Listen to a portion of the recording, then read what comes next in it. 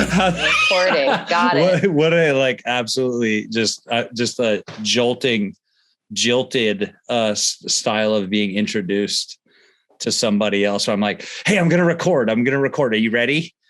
You're like, okay, man, whatever. But listen, your name is Meryl Bennett. You're amazing. Yes. You're incredible. I discovered your art, I don't know, a couple months ago, I think.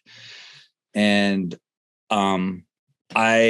there's something about it that has really captured my brain where I'm like, where this pulls from so many things that I'm so fascinated by that I just want you to explain it to me. I guess you could say, see, this is, I'm terrible at asking questions, but like, I don't know you, like, where are you from? What's going on? Tell me what's going on. Well, I think that I'm pretty sure that you saw my work through the Super Chief. Oh, really? Show. Yeah, I'm pretty sure that's how it happened. I don't know. But anyway. Maybe they posted it or something. Yeah. So, which was interesting. Yeah. So my name is Meryl Bennett, and yes. And I'm a sculptor primarily. And I'm originally from Rhode Island. I haven't lived there in a million years, but that's where I'm from. I'm in Queens, New York right now. Oh, you are? I'm in Queens. That's cool. Yeah. RISD. Did you go to RISD? I didn't. Wait, did you go to school? Wait, was this? I went to art school. I didn't go to art school. I went to school at the Art Institute of Chicago. Wow. I did not go to RISD. I think, I grew up there, and I think I realized that it meant staying home. And so Were your parents like, so you're going to go to RISD probably, right? And then we'll see you all the time. This is the part I got in. That's what I'm trying not to say. I got in. Okay. No, you did?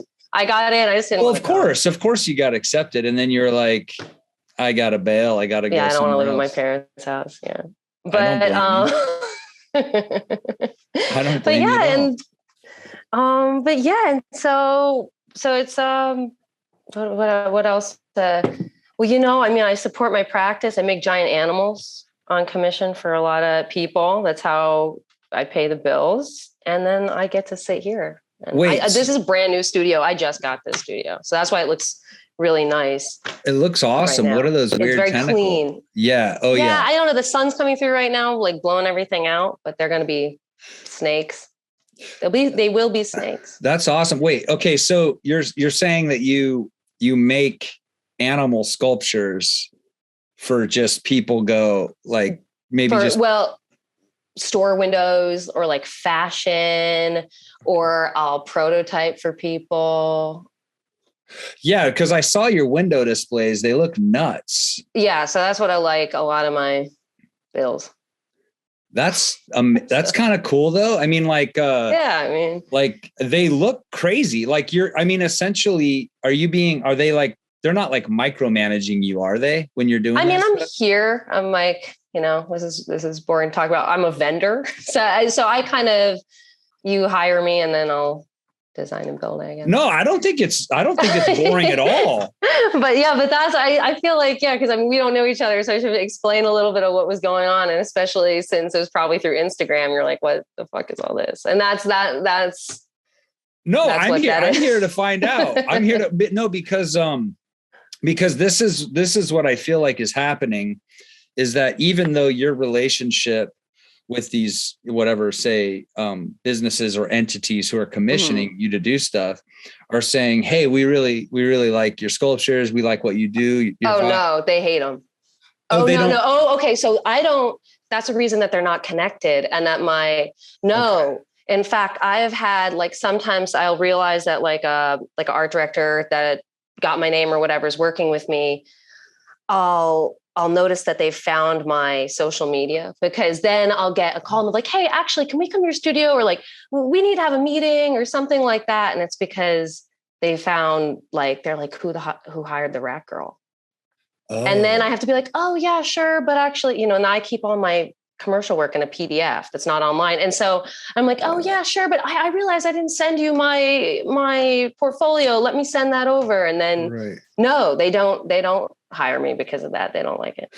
No. But I mean, your window, like some of your window displays and installations are still totally insane. They look crazy. Right? Am I seeing the right thing? Yeah, no. I mean, they're like fantastic. I mean, like a giant bunny will always be cool. Like a 16-foot tall bunny it's fun to make. You know, it's fun to know that you can do it. But no, like I honestly, so actually, I keep that work really separate from my artwork. Okay, because what you would rather do would be more fantastical installation stuff that has more to do with like your vision. just my work. So you know who should hire you is Meow Wolf should hire you. They have Meow Wolf should hire me. I've never been, but I'm familiar with what it is. Really? I'll tell. Really? I know them. I'll tell them. I mean, I don't know if it'll work, but I'll say, hey, geez, thanks. Well, because I already tried, and it was hard for me, but I think that's because everything I do is this like has this element of unyielding horror to it or something. And I don't want that. No, they want something where like kids come and they're like, I'm scared, but engaged and fun. It's fun. Like, I feel like if they were to give you, I could see it in my fucking head already, but like, yeah, the girl that I met through there, who's one of the founders, Katie, would love your stuff. So I could be like, hey, you should talk to this person who does this stuff. Maybe what would happen. See, cause the thing is like,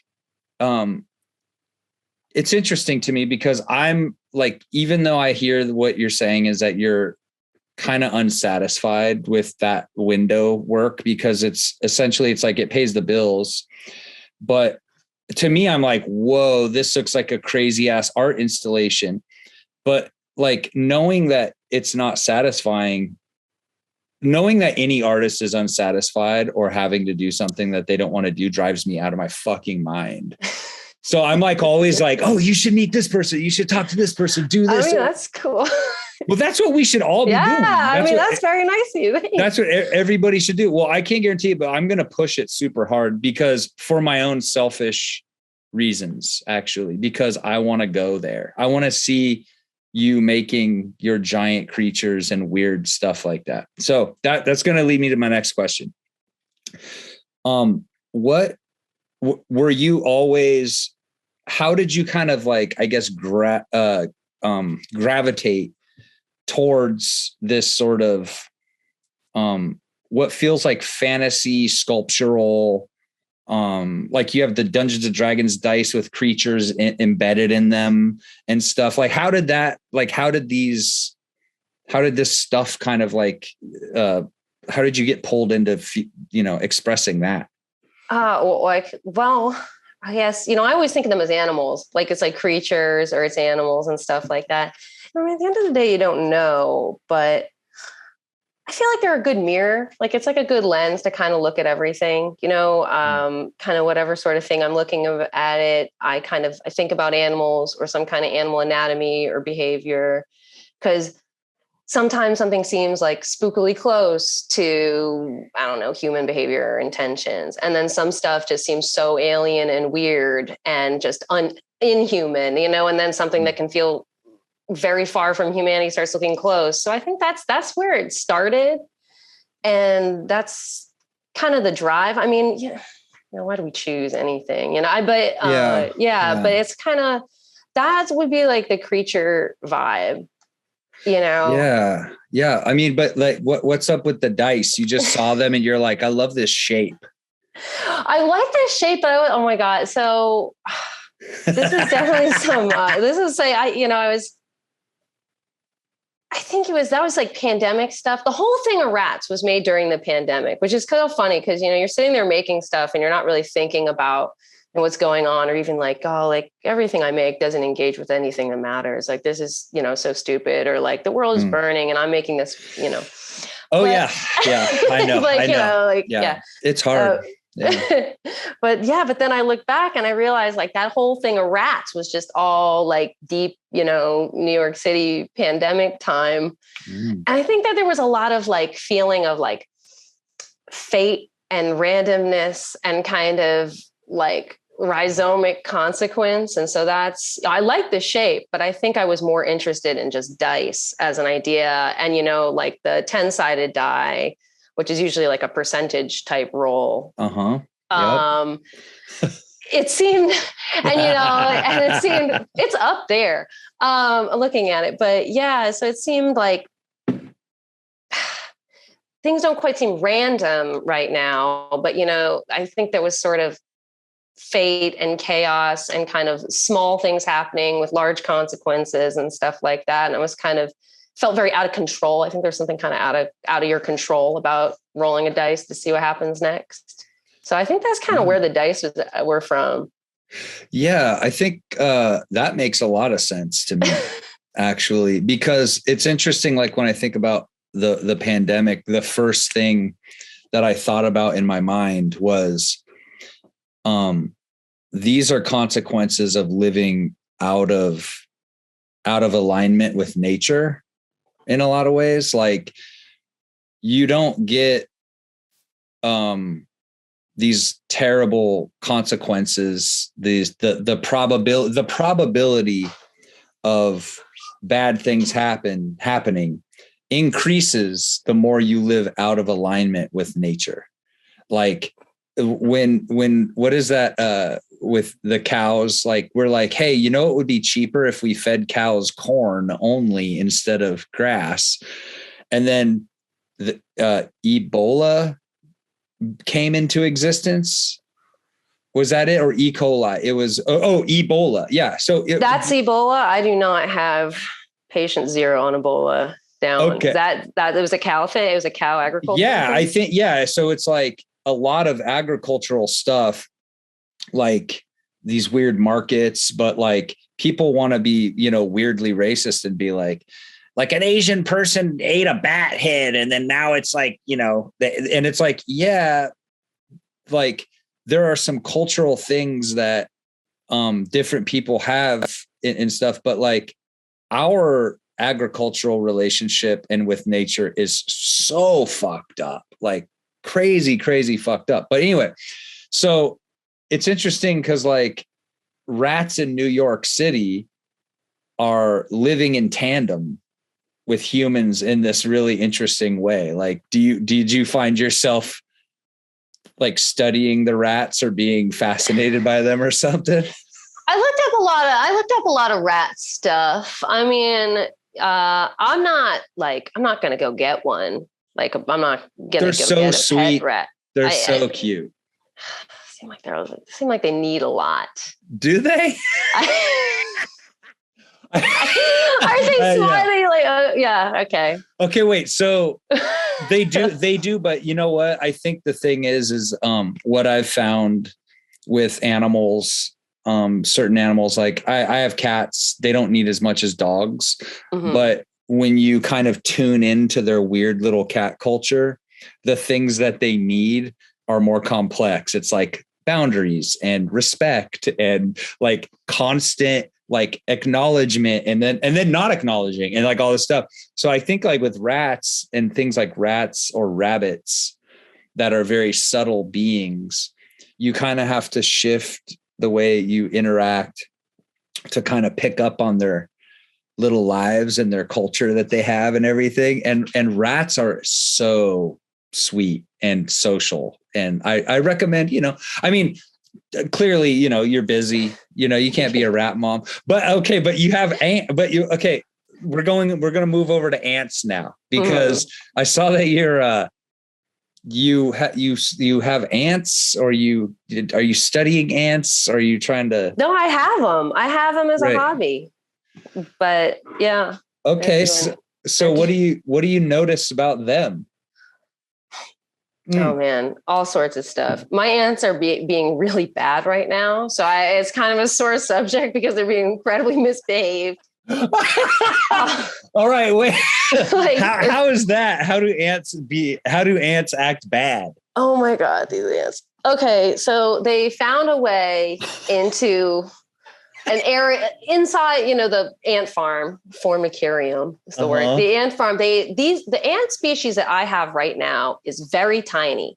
It's a pavement ant. It's like the tiny, tiny little ones you see living in the sidewalk. That's what I have. Okay. But the queen is big, but the workers are tiny, tiny, and they just figure out how to get everywhere they're not supposed to go.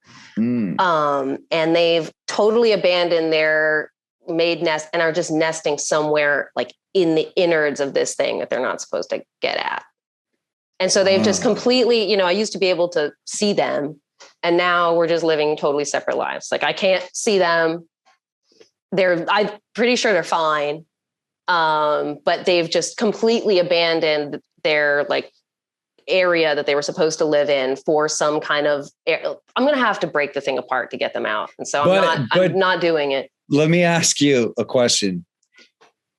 Do you, at the same time as feeling frustrated about it, do you also respect the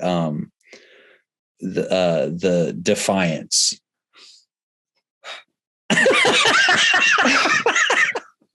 I mean, I don't know if I'm going to pull them out.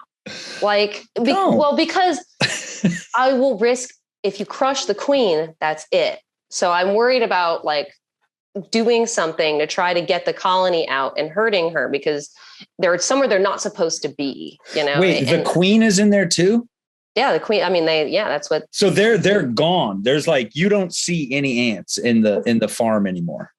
And there's, they have an outside area, and every once in a while I'll see one out there. They don't need to send that many out. There's only like 40 or 50 ants in this colony right now. Right. So one worker ant can just go and get what they need and come back. So like, if I'm lucky, I'll see one. Do you provide them with like food and stuff? Yeah, they need, so an adult ant just needs water. People forget that ants need water. They need water and a carbohydrate. So just like sugar water. But if you want their colony to grow, their brood, which is like the egg and like larval stages, they feed that protein. So you ideally want to give them another insect, like a mealworm, or you can give them peanut butter. You can give them like an egg yolk. Mine don't like the egg yolk. Okay. And then they'll take that back. They're not going to eat it. The adults don't need it, but they're going to feed it to the little larva. And then that's how you get more ants. Okay. Have protein. You sound frustrated with them, like super frustrated with them. There was a lot of high hopes. Like when I moved them into this new terrarium, it's real. I was like, you guys, this is so cool. And I was so excited for them to flourish. And then they just like, for like 2 or 3 weeks, it went fine. And then they figured out how to get in this crevice. So have you like looked up, like maybe this is a phenomenon that happens in those things, or? Oh, they nest places they're not supposed to in people's like formicariums all the time. They're going to do what they want. Yeah. They don't want to be seen by God. No, but I do. God. Well, I have a red filter. And then on top of that, they live in the dark almost all the time. So it's not like there was blasting light on. It was just, I could lift it up and I could view them. Oh, I think, I can't tell you what I think. I think that they thought it was more humid. They liked that. I mean, my apartment is so dry. I have a really hard time controlling the ants' humidity, which they like. The humidity, they need it. They need the humidity. And well, I guess that's why they go into those little places. Those little musty places. So you had like you were like, oh, I got this terrarium thing, this farm is going to be off the hook. They're going to be in here. You're going to be able to watch them. Do you think that they're going to grow? Do you think that they're going to just multiply in there so much that they'll be forced to move back into the terrarium, and then you guys can both be happy? I'd like that. I'm thinking that's what's going to happen. I mean, they were living in a test tube before this. They're living in a tiny little test tube. So you must feel like they're also a little ungrateful because you gave them, you're like, look, I took you out of a test tube. Now I want them in a test tube. Now I can see why you think a rat would be needy. You're very, I'm into it. I like it. Oh my God. I bought this queen ant because I can't, and I bought it, no joke. I bought it from like a 19-year-old kid on the Queen's side underneath the Queensboro Bridge. I'm not kidding. That I met on the internet. It's like, I paid $100 for this ant. Holy shit. I didn't even know that's how you do that. I didn't either. That's it's illegal. Okay. It's illegal to buy and sell a queen ant over state lines in the United States. Okay. Why do you think that is? Do you know? It's to keep the wrong ant from going to the wrong environment, some kind of environmental idea. Okay. They don't want like an ant from New Jersey going down to Texas or nothing. I guess not. Because it's going to fucking create problems. All right. No, please. I don't care if anybody likes this or not. Here's the deal. I'm anticipating that that people are going to love knowing about this because I am totally fascinated by just the fact that you met a kid under a bridge and bought an ant. So you're telling me, where did this kid come from? Is this kid in Queens? Yeah, he is. He was the only ant seller in Queens I could find. I was connected through him through the GAN project, the Global Ant Network, that I emailed. Oh my God, this is big. So was he wearing like a trench coat? Was he like, hey, you want to buy? No. He like opened up the trench coat. He's like, you want to buy one of these? So wait, so he's like, yeah, I have the queen. How did he have the queen? Does he make? How the fuck do you get a dealer? He's an ant dealer. He's a 19-year-old ant dealer. Yeah. Fuck, dude. He was dressed he looked like he was bar backing somewhere. Like when he was wearing like black, like slacks and like a black button-up shirt when I saw him. I think he was he had brought the ants to work. Oh shit. He was dropping off a queen ant before he went to go bar back at the CBGBs or whatever. I guess, yeah. Oh my God. Damn. He was cool. He was insanely professional. Yeah, I deal with people all the time. I feel like he was this guy emailed quicker. He was so responsive.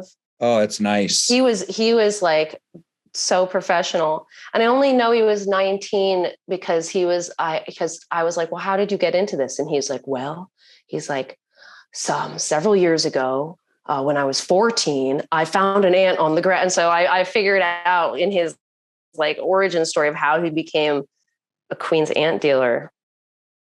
Whoa. I would say his name, but I feel like that's bad. You have to contact the GAN network if you're in Queens, and you'll get him yourself because I don't want to violate his privacy. No, yeah. But he's great. He's good. Whoa, God damn, that's crazy. So you got into, so you're like, oh, I want to get into ants. And then then you kind of stumbled onto the GANN, the GAN or whatever. Yeah. Yeah, that's great. That's that's so fascinating to me. I can't believe that. Okay. So I'm starting to get an idea in my brain for a Meow Wolf installation is like a crazy ant, a giant terrarium thing, but with your weird sculptures and stuff in there. That'd be cool. Something fucking crazy. Oh, wow. Would you mix those up? Would you mix up? Yeah. If you were going to make an ant sculpture, what would that be? I don't know. I don't know why I've avoided making an ant sculpture. Because you're very frustrated with them right now. This is recent. This has been a month or so. Okay. I was. What would it be though? I want to know what would that be? I wonder what that, because if you're they'd feeling be cool, they'd be doing stuff. Yeah. Maybe they do people stuff. Ants doing people stuff, hanging out, yelling at their kids in the Walmart parking lot or something. Yeah, but ants' children are like a larval kind of stage, and they're immobile. So they can't move. No, they cannot move until they mature. And those are the ones that eat peanut butter. Yeah, or mealworms preferably. Oh, yeah, and you have to keep mealworms too. So then you're keeping the mealworms as well. Right. And the mealworms, they smell. But you're responsible for an ecological relationship. That seems that makes it sound. That's what it is. I'm underqualified. No, I know. It sounds like a lot. But anyway, all right. All right. So we don't have to talk about the ants anymore. I want to we could talk That's about. okay. I love the ants. I learned all kinds of cool stuff about ants through this process. Do you know about when I was growing up, I remember reading a story about fire ants and how they could devour a human in seconds. Did you know about that? No, that's messed up. Yeah, I guess they're because it was a story. I think I don't know. I can't remember if the story was if it was located in Africa or South America, but essentially what happened was there was a fire. And so, when a fire happens, all the animals run away from it. And I guess what happened was all these red ants were running away from this fire. And it was just like an ocean of red ants because they all, so, and they were devouring people as they go, because there's millions of them eating you all at the same time. Is this real? Yeah. Yeah. They'll eat you.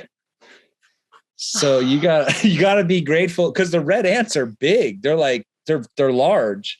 And if you see ants, they're extremely territorial and they could be savages. The way that they communicate is through sense, right? Is that what Yeah. it is? You can see them kind of get up to things together too. One will get an idea and then it touches the other one. The other one will start doing what it's doing. You can kind of see them operate, but wow, that's so cool. Humans should communicate way better too. We need antennas.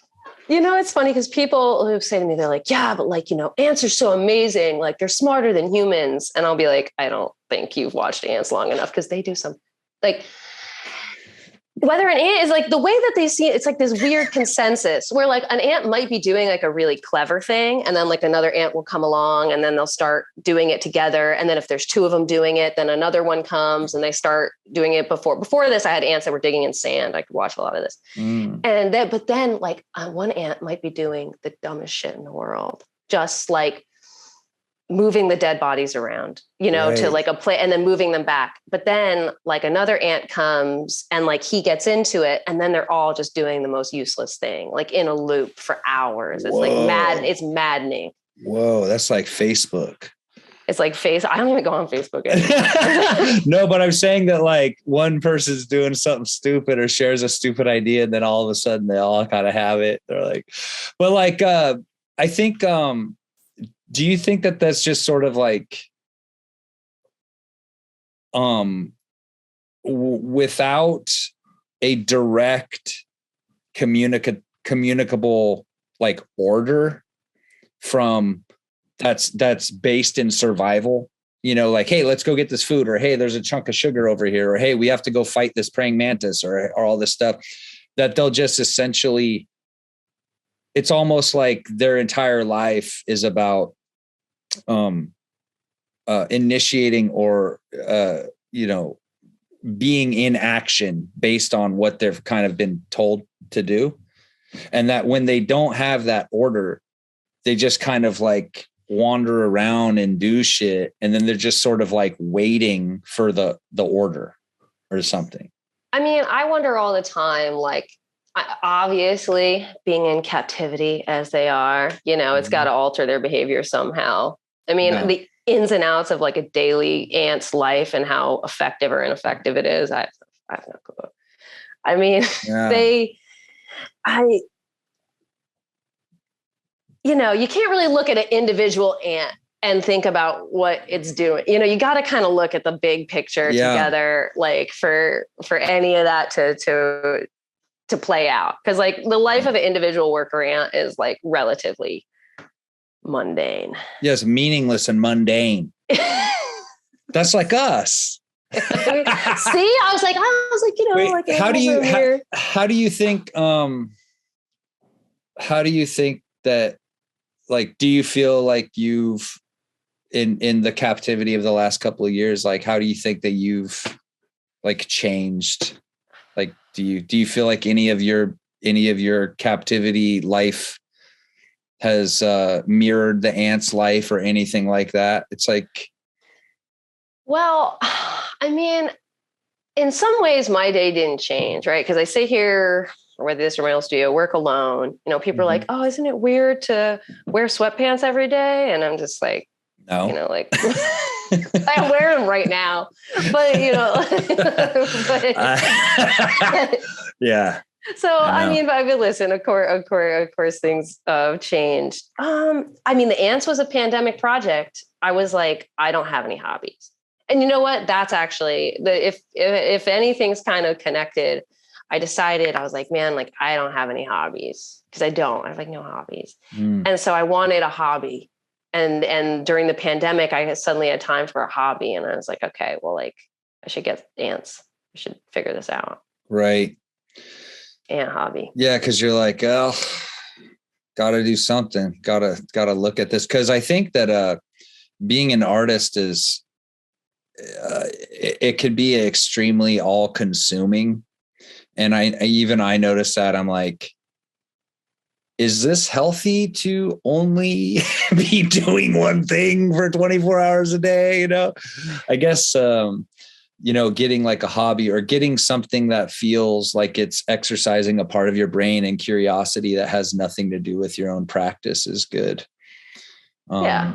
Did you feel like the pandemic affected how your productivity on your own stuff or anything like that? Or did you feel like, oh, finally? I got a lot of shit done. I was like, finally, finally, I don't have to talk to anyone. I know. It's crazy, right? I feel like, I've been like, as things have opened up, I'm really like, I wouldn't say I'm like grieving the loss of the like, well, guess I can't go anywhere or do anything. I'm just going to work on this, but I do feel like there's sort of a part of myself that went dormant that I need to pay attention to in order to, be a balanced individual. It's like socializing, interacting, and, managing my collaborations and my friendships and stuff. But, do you have any plans for exhibiting any of your stuff, or what's that going to look like to you? Right this minute? Nothing. Or no, I mean, in the future, like, I mean, of course, I'm working on a very new body of work. I can't talk about it too much because it doesn't exist yet. So that's very boring. Oh, but perfect. Well, wait, so okay. But so I think, the rat time was interesting, almost like in hindsight, looking back on it, I was like, oh, wow. Like it's, I think I'm going to try to lighten up a bit, maybe. Okay. Less gross. I actually don't find them that gross. That's a funny. Gross. Yeah. Thank you.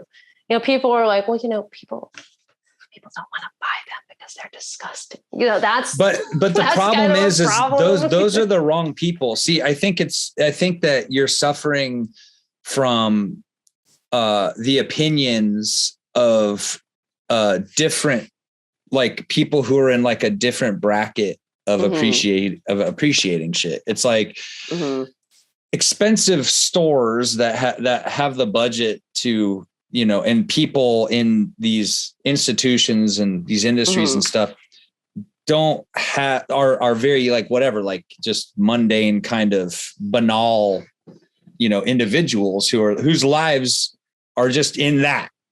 And so they're going to see what you do and go, oh, that's gross, because their spectrum of appreciation has been whittled down.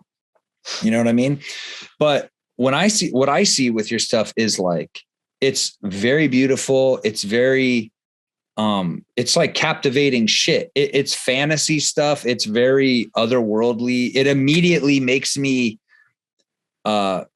excited. It's like the same, like I see these things, I want them to move.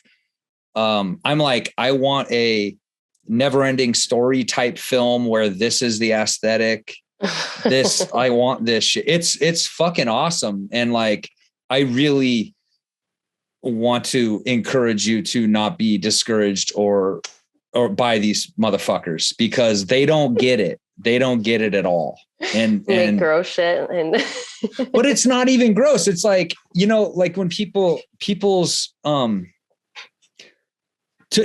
it's, in my opinion, it's their inability to recognize the efforts of what you're doing, and the lack of curiosity should not impact, I don't know, like your sense of what you're doing is good or gross or bad or whatever, because it's like they're misunderstanding you. And the thing they're misunderstanding my life. No, yeah, people are misunderstanding you, or they're misunderstanding your art and what you're doing. And I just don't think, I think that it's like, if you allow that to affect you really and make you feel kind of bad or weird or alienated, it's like giving their limitations power. That's how I feel. I understand that. Yeah. Cause that's what people say to me is, oh, everything you do is evil and horrible and fucking crazy. And I'm like, yeah, I don't know what to tell you, man, but enjoy that Saw movie you're about to watch, you know? It's like, I can't do Saw. Yeah. I can't do realistic, terrible horror shit. I'm just doing fantasy and mythology and graphic illustration and just like, it's just goofy shit to me. And that's because when they're cotton candy colors, really, they're very pleasant. Yeah. Thanks. But like when you make your sculptures, like, what are those materials? What is that? Do you feel comfortable talking about that? Yeah. I mean, I'm happy to talk about that. I mean, I use, I try to keep things not too toxic in here, but, use less toxic kind of epoxy clays and putties. There's some like water-based sort of fiberglass systems. Fiberglass. So I'm like, the skin on all of those rats were pantyhose that I airbrushed later on, you shellac on some pantyhose. All sorts of stuff. Yeah, you can't see too much what's going on. Like, still the light's blowing out what's going on over there, but you can see that's a bunch of fiberglass. So those are going to be like, that's just going to be like a wild wall of snakes. Yeah, they're all, they don't move, but they're like snake clocks. They're like a snake for every hour. And they're going to have little someone's going to have like weird eyes. They're going to have like little snake deformity heads. That's cool.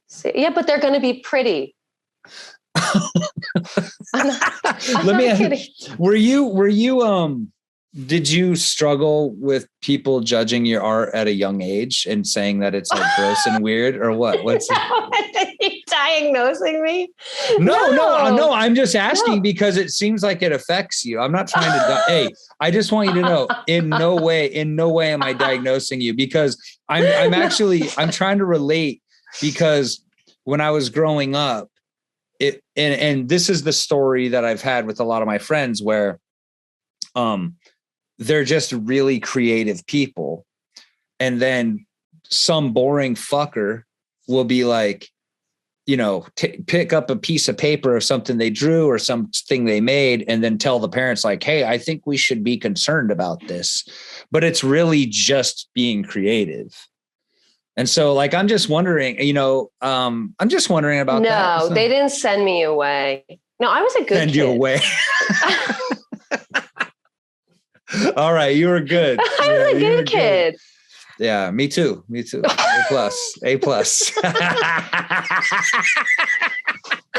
they say, I don't know, like A+. What am I making? I can't, I don't know, I can't remember. No problem. So I think that galleries are like, as far as just being regular, like working artists that make stuff that's kind of challenging or visually weird.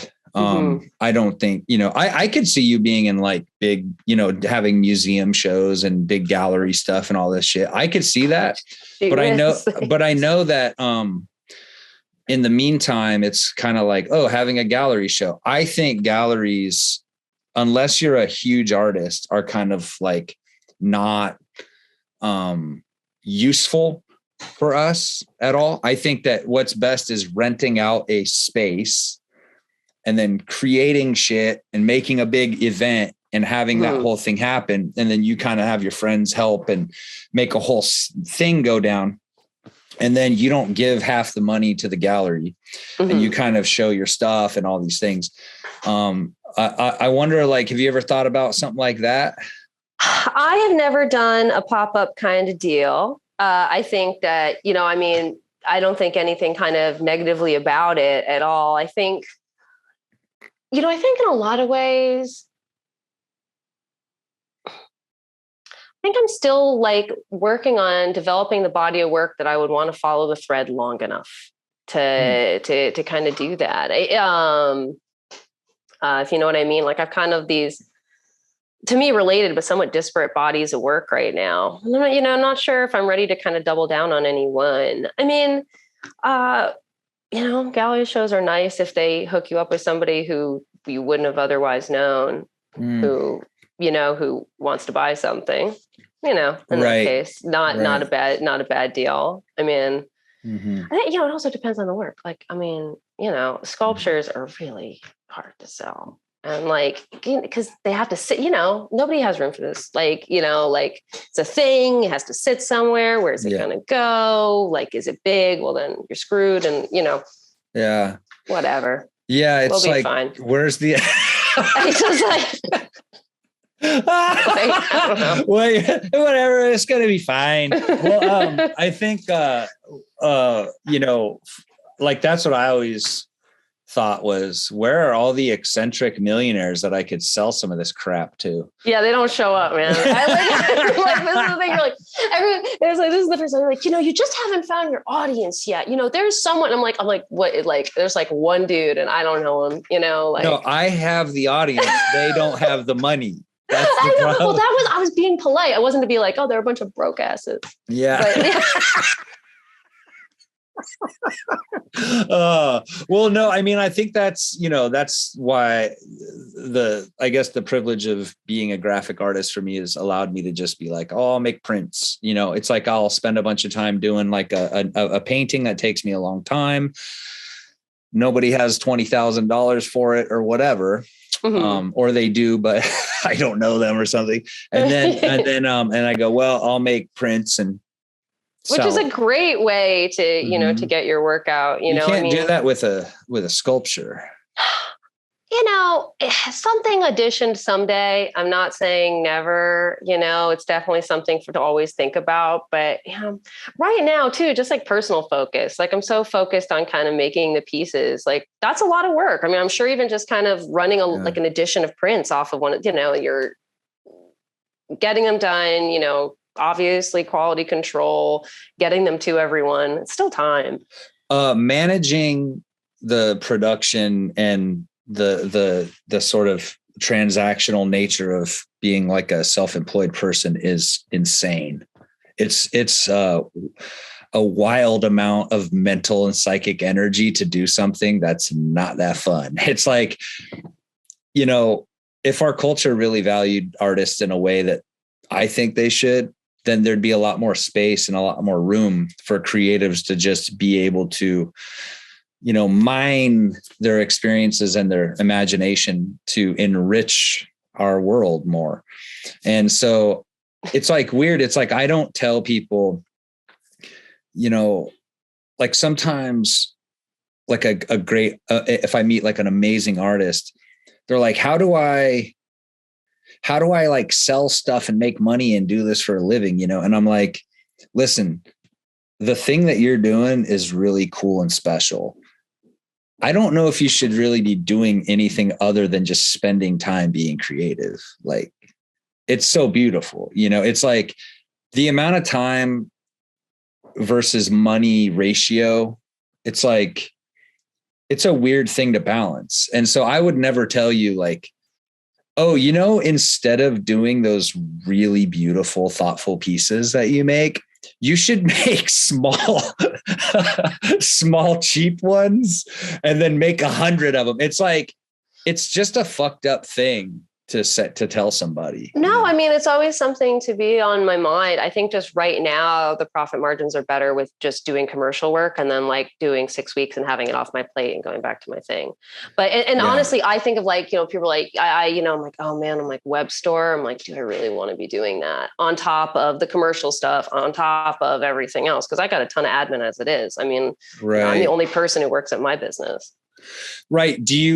How would you even like ship one of those sculptures? Exactly. So that's the other thing is like shipping. Like I'm good on that. Like it's just like, I don't even deal with shipping. If these big ones, if people are, I'm like, I don't ship. Like you're going to need to ship this. Cause like, you don't want me to do it.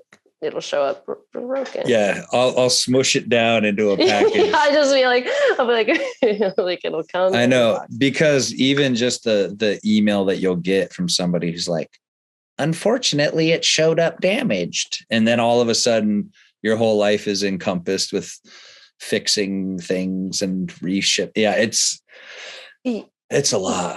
Well, you know what? Someone told so who knows? I don't know. Maybe you've got somebody else helping you handling all this. I don't really know how it goes. I do. You do. Okay, good. I was going to say, because if you're me and you don't, someone just told me, they're like, make a fake person. Because like when I'm like bothering accounts payable, I'm like, pay me for like 6 months. They're like, make a fake person that shows up when something like bad needs to happen. Be like, hi, I'm so-and-so with Meryl Bennett Studio. And like, I'm here to like, be negative about something. Like I haven't done it yet, but somebody. Well, do you know, my friend Penelope, Penelope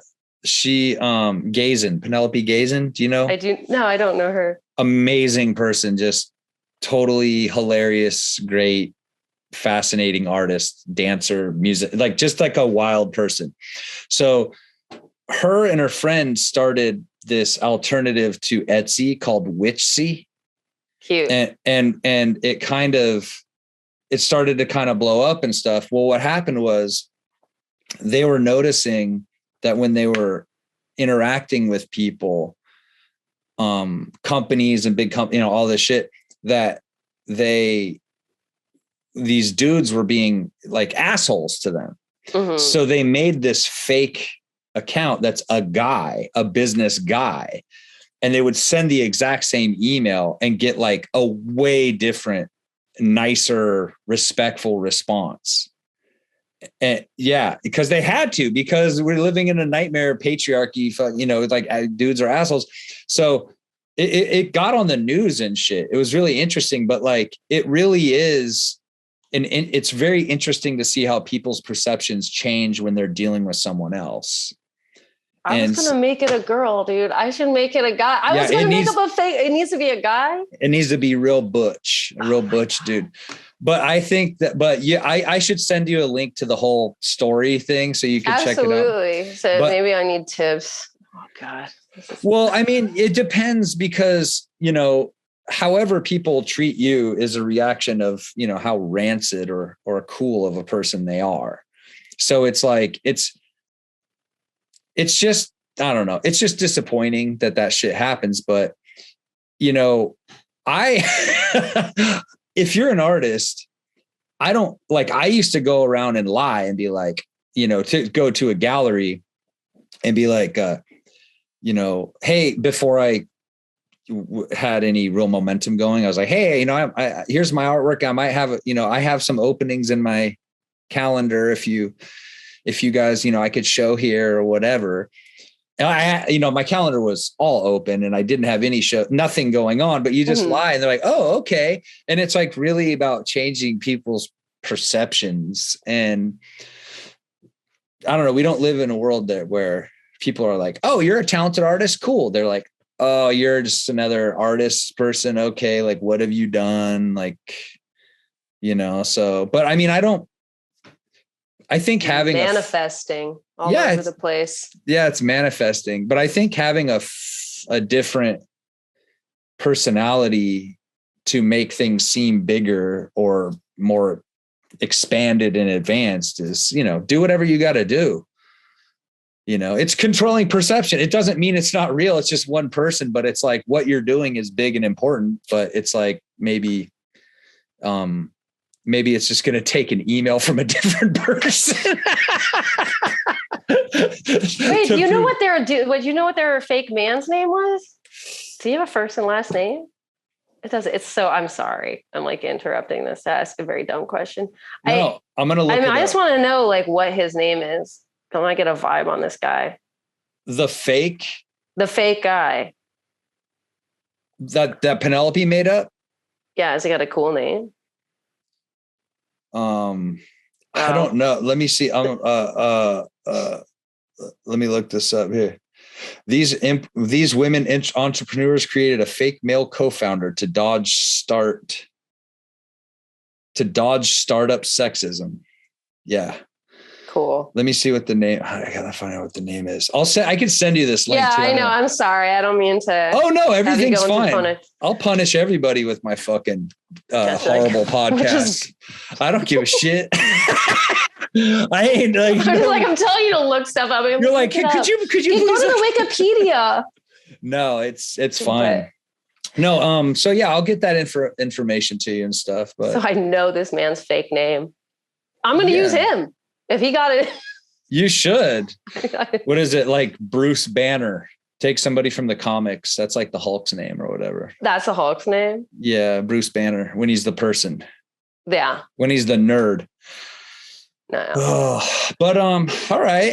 Well, yeah, this is business tips and ant talk. Yeah, was there any business tips? Don't apologize. No, please. By no means. I'm just like wondering because like I have my own. Like I have questions that I'm like, well, I wonder if even any of my questions are interesting because I'm like, what fantasy movies do you like? What things? Because I see what you're doing, and of course my mind wants to make associations. You can do that. And I'm learning that a lot of the associations that I've made are not accurate associations. No. I mean, well, that's not how art works. I know, but it's just interesting. And it's interesting and surprising to be, I guess, wrong. And like to be like, oh, okay. Yeah, that's not what that was. I know. Sorry. I know. I like what you said. I was going to be like a hardcore D&D fan. No, D&D fan art. No, actually I am kind of more pleasantly surprised to that's not what it is. I don't even think that was my association. I wasn't like, I didn't get the feeling that you played Dungeons and Dragons. I was like, I don't get that. I'm not feeling that from you, but I was like, oh, I wonder if you are you into puppets? Are you into like Jim Henson stuff or any of that kind of shit? Not really. I was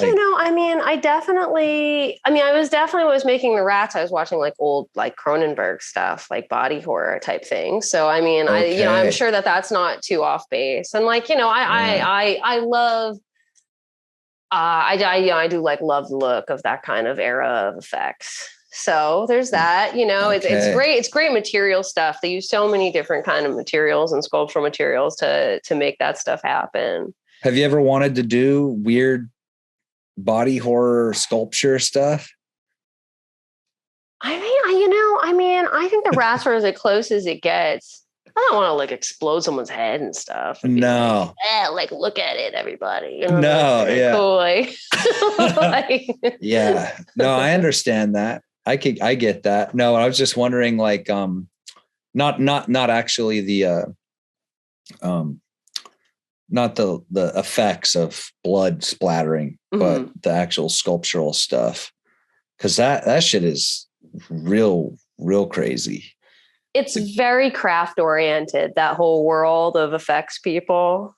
I mean, you're out in California, you must know them. They kind of stick together. Yeah. Well, I mean, but that's the thing. They're impenetrable. Like, I'm not like, that's a whole other life path, that you would have taken to like, they don't like, they're craftspeople. Like they don't want to deal with like, there's a right way to do it. Like, like we're taking the mold this way, which is true because it has to be worn by people. Like, these materials need to perform in a very specific way. So, but I could see you having sculptural elements that are kind of weird like that.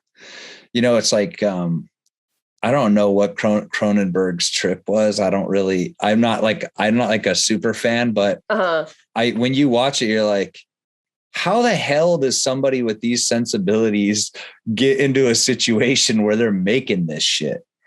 Oh, I wish I knew. Do you know what I mean? I'm like, how the fuck? Like, he's like, I could see him at the table with all the people, the studio and the people with the money. He's like, and then the guy's hand is a gun. I mean, well, I have this. Oh my God, I feel like anyone who hears this who knows better than me is gonna this would be like a internet suicide thing to do. But the first few movies are just he's actually making the same movie over and over again. Like Scanners, yeah. You remember Scanners? Scanners just is Videodrome. Videodrome is just Scanners, but he did a better job the second time. I like Scanners. It's like a piece of shit. You have no idea what's going on. Yeah. Totally. And this isn't. So I think it was working. This is good. I was so I feel like, I don't know. I think he was working on one idea. That whole kind of little stretch was just sort of, because then he took a turn. He made documentaries and he totally distanced himself from kind of that early career. So yeah, I like The Brood. Do you like The Brood? I like The Brood, but The Brood's also a piece of shit. Okay, but let me ask you: are you one of those... What's his face? Oh my God, I'm forgetting the name of his actor. His muse. Oh my God. Why am I forgetting his name? Don Knotts is the main character. I'm just kidding. That was a joke. No. I was like, oh my God. Dude, what about if Don Knotts was in a Cronenberg film? That would be epic. Is Don Knotts alive? No, he's gone. He's passed away. God bless his soul. Mm-hmm. God bless him. But I like the sci-fi element. I like the Cronenberg sci-fi element and the kind of bio sci-fi element. So I think that's something that I definitely was actively thinking about. If you're talking about which one of these associations that you may or may not have, might be in the work. I don't know. What were you thinking about that you're afraid to say because you think it has nothing to do with anything now? No, I'm not afraid. I think the associations, I was like, I think maybe I think, you know what it is that I have so distanced myself from any kind of overtly analytical, critical art talk, any of that, which you get in art school, right? I didn't go to art school. I'm a full on, a crazy white trash person that crawled from underneath a trailer. And I was like, hey, want to see a wizard drawing? And so I think that when I see stuff, I just assume oh, this is a visceral thing where they're not even thinking about anything. Cause that's kind of me. I'm like, I just want to make it look cool, man. I want it to make it look great. But when you stop for a second, and you actually start to excavate some things and you have reflective moments of, I realize that there are themes that pop up and stuff. And I go, oh, wow. Huh. Okay. I'm seeing this thing kind of play out over and over again, much like Cronenberg kind of does. And I think things reveal themselves and play themselves out and emerge until that's kind of gone the course. It's gone through. It's that cycle has happened, And I realize that, in a lot of ways, the stuff that people do, and myself specifically, I have my interests that are very surface level, but then I also have the kind of I have an extraordinary level of anger and frustration from when I was little. And I felt like there was nonstop instability and I felt afraid and small and I felt meaningless. And so I'm like, well, that's why all my art looks like just anger and kind of fear. It's because it's not supposed to be this sort of dominant ego-based anger. It's this sort of wounded animal anger, kind of style. You know what I mean? Totally. I can totally see that. But then people are like, you just make a little demon. You're crazy. Like you need God, you Who know? said that? Oh, my sister. Oh, okay. Cool. Well, and like, you know, but here's the thing. So I guess with what I see is, you know, say like Cronenberg made the same film over and over again. It was like, clearly he must not have felt like he got whatever it was like out of his system. Yeah, no, Scanners was not good enough. It's like pretty obvious. Right. But yeah. He's like, I'll tell you what, he goes, okay. So he talks to people who have the money, the studio. He goes, look, I'm going to make this movie. And they go, oh, sounds crazy. He's like, no, I'm going to do it. And then it comes out and it's bad and no one likes it or whatever. And he comes back to him and he goes, look, I need to make this movie over again. It wasn't good. Someone's going to take me out for saying this shit. I swear to God. No, you know what? Who gives a shit? I don't know. Fuck you. You don't understand Scanners. I'm like, no one does. Yeah, nobody does. But you know what you're talking about? Like, I mean, you're saying, like, honestly, my process of thinking about these things, it's really very similar. I mean, I don't really plan out. I don't even really sketch things before I do them. You know, I really kind of tend to just go and, you know, but I definitely, it's always sort of in hindsight or, you know, some amount of distance while you're making it where I'm like, oh, look, why did I make this choice or whatever? And then, you know, so that's kind of, for me, it's like a somewhat kind of backwards looking process. Like, I'm like, well, why did I make this? Like, I didn't even realize like, oh, maybe this has to do with like some nasty pandemic stuff until maybe like, I don't know, a year later. Or whatever with the rats. Yeah. So, you know, I don't like, I mean, that's kind of, I guess, sort of like weave the story and ask myself why I made these decisions. It's something for me that's not usually happening on the front end. You know, I'm not planning this stuff out or anything. Well, that's powerful because that's like your subconscious and your intuition or instinct is sort of building the blueprint for you to go back and excavate later. Yeah. Wow. I mean, the first rat I made it because I was just thinking, and I remembered this dumb memory that like 15 years ago, I was living in Chicago and my roommate, and we had like a mouse problem. And he came back, he's like, oh, I bought sticky traps. I'm like, well, that's fucked up because like, you know, it's going to be nasty. He's like, no. Like there's poison in the gel. It kills them. And I'm like, there's absolutely not. We're going to have a bunch of live pissed off rats stuck in the thing. Well, no. And he's like, you know, and he just wouldn't hear me. So I'm like, okay, I guess we're going to learn this the hard way. You know, I let him go, put him out. We get home that night and, you know, there's like 2 of them stuck. We were screaming behind the oven, mouse screaming, moved the oven. And the 2 of them were in a line and they like got stuck in a line. This is actually gross. Wow. And one, you know, they're both freaking out, panicking. And then the other one started to eat the other one alive in its panic. And when by the time we find them, one is freaking out and the other one's still alive, freaking out, like halfway eaten. And of course, I'm just like, see, like, this is what I was telling you. Like, you know, God. And I'm like, you know, and we had to drown in a bucket. But anyway, that's what I was thinking about when I made the first rat. So, you know, you never know. You really never know. Wow. So that's damn. So like, I can, you know, I mean, I can think about why maybe some of these decisions happen down the line. Like, why did the rats start becoming people's body parts? Like, I don't know, like, why does it do this, you know? But, you know, that's really what I was thinking about when I made the first one. Shit. Yeah. That's heavy. But, you know, so it's like, you know, it's like a little bit of everything. Yeah. Well, rest in peace, rats. Oh man. That must have been like traumatized. Like it's like fucked up when. It's gross. It's sad. You know. I guess you guys in the East Coast though are a little more numb to the rats dying situation because they're fucking everywhere like crazy. I see about 1 rat a day. Really? Yeah. I remember on average, at least, you know, like walking around. There were some small mice, like these field rat or these little rats in this art studio I had, and I found them and they were just tiny.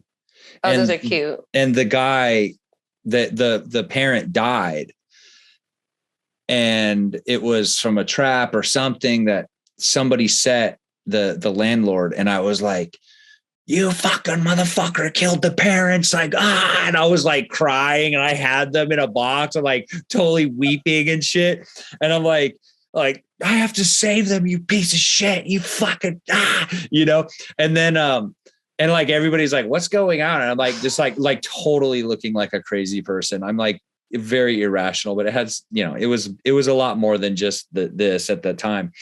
I like drive, 70 miles to an animal sanctuary place to like try to like keep them alive. And I was like, you got to raise them and like whatever. And they're like, we're sorry, they're not going to make it. They need the milk from the mom, and they need they need stuff.